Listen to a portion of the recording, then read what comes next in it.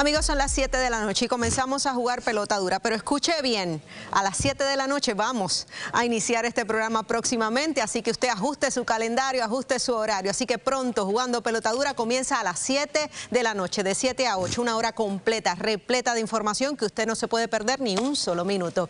Mientras iniciamos la discusión de la reforma contributiva con nuestro panel radial, compuesto por el licenciado Ramón Rosario de Noti1 630, también el licenciado Eddie López de Nación Z, el licenciado José Efraín Hernández de WKQ 580 y René Chilecomas, licenciado de Noti1 630. Gracias a los cuatro por estar acá. Compañeros, al panel y a las personas que nos sintonizan. Bueno, tal parece no, se asegura que la reforma tal cual se presentó, lo presentó la gobernadora, la reforma contributiva, así no se va a aprobar porque no cuenta con los votos, principalmente por el detalle del llamado impuesto al sol.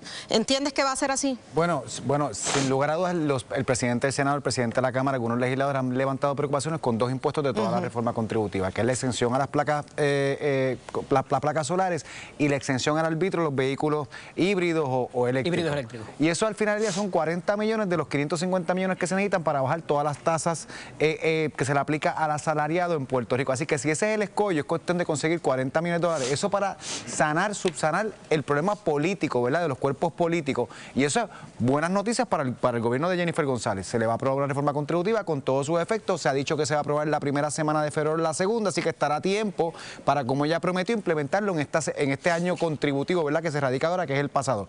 Queda el escollo o la pregunta de cara a la Junta de Supervisión Fiscal, una vez los cuerpos políticos se pongan de acuerdo, que aparentemente va a ser fácil ponerse de acuerdo, porque la diferencia es muy mínima en el macro de la reforma. Eddie, ¿será así de sencillo o esta reforma contributiva no se terminará aprobando en el término que la gobernadora quiere? Mira, no lo es, porque hay una cosa que se conoce como los modelajes, que son unos diferentes escenarios de qué pasa si quitas esta excepción, si aumentas por aquí, cómo se te dispara quizás el recaudo por IBU, por contribución sobre ingreso. Todo eso son variables que hay que tenerlas y parecería que todavía no se han hablado con la Junta. Hay unas expresiones del secretario de la Gobernación muy interesantes que parecería que sí está en contacto con ellos, pero por lo que han dicho los presidentes de los cuerpos y lo que dijeron ayer el director de AFAF, el director de OGP y el secretario de Hacienda, ellos dijeron no toquen nada ahí porque si tocan algo, esto se... Eso mismo. Y entonces eso deja el mensaje de que esas conversaciones quizás no se han tenido y a pesar de, como muy bien dice el compañero, son 30 millones de las placas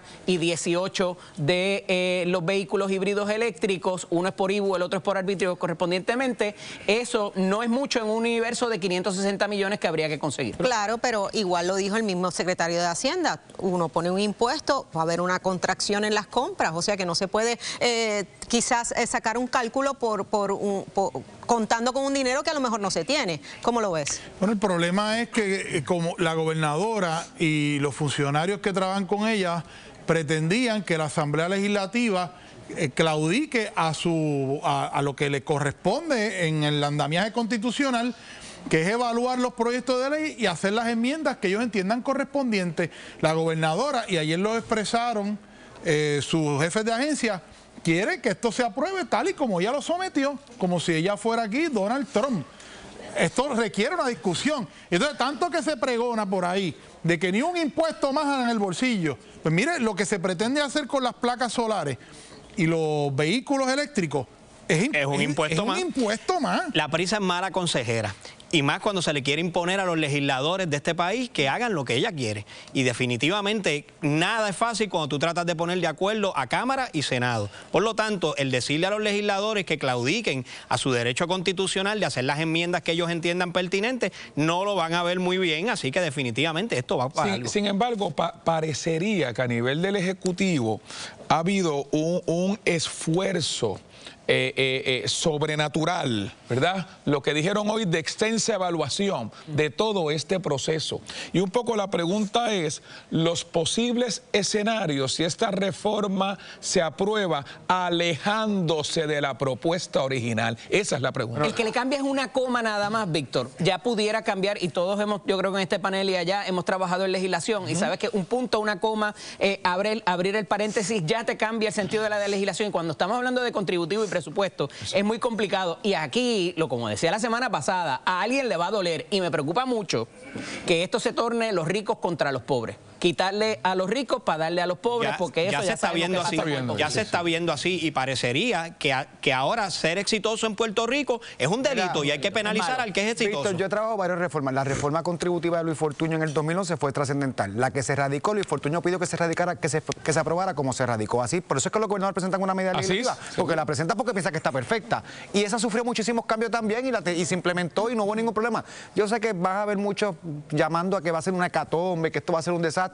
Veremos que a la segunda semana de febrero el legislativo y el ejecutivo se van a poner de acuerdo en una reforma contributiva que según ellos va a cuadrar fiscalmente, neutra fiscalmente, y habrá que, como dice Eddie, convencer a la Junta. El secretario de Hacienda Ángel Pantoja ha dicho que lleva meses reuniéndose no solamente con el director ejecutivo, sino con el equipo de finanzas. Veremos si ahí los podrán convencer y evitar un pleito que atrase lo que yo creo que es la bandera insignia del PNP en lo que va de año, que es la reforma contributiva. Y aquí el factor X es el que menciona Eddie.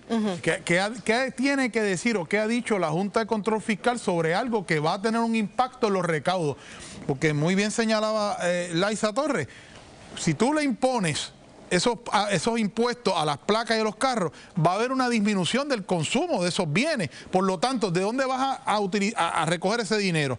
Por otro lado, a mí me preocupa que estas son medidas que principalmente van a afectar a los profesionales, a la gente que tiene cierto nivel, que no son ricos, pero tampoco son pobres, que son los que hacen un esfuerzo para ponerle placas a su casa, para adquirir este tipo de vehículos, afectando a los que ya están fastidiados en que a lo mejor país. Trabajan en las propias compañías que venden placas solares también, porque tenemos que tener eso claro. Esa industria emplea a miles de puertorriqueños todos los días. Por otro lado, le das una reducción en las tasas contributivas, también le das un beneficio por otro lado, y le das un beneficio a quienes no compran placas solares ni carros híbridos y que no se benefician de ningún otro. De hecho, sí, pero había jurado que no ibas a quitar beneficios y se los estás quitando. Las personas de más escasos recursos no ponen placas solares en su casa ni tienen un híbrido. Te voy a dar una plantita que paga IBU y tienen un carro de gasolina que paga litro. Esa es la verdad. Dame un billete de 20 y yo te doy 20 de a uno. Quiero cambiar